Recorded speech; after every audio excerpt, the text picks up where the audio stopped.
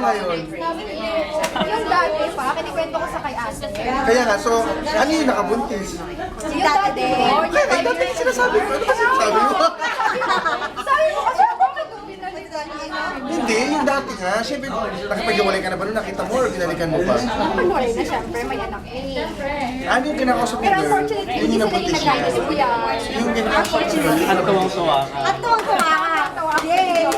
Hindi sila magkatulugan. Kumbaga, yung girl, siguro, babaero kasi yung babae. Yung girl, hindi. Babaero yung babae. Hindi nagpapagay.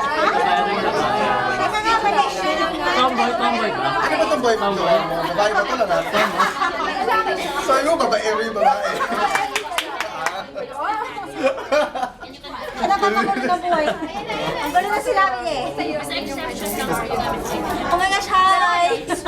Gano'ng katagal na kayo ng boyfriend mo yun? Bigyan. Saan siya kayo? Saan siya rin mo? Si Man. Pero saan siya last na nagpunta? Ayun rin, no? Hindi ka Kasi natatapos. promotion ni Bulat.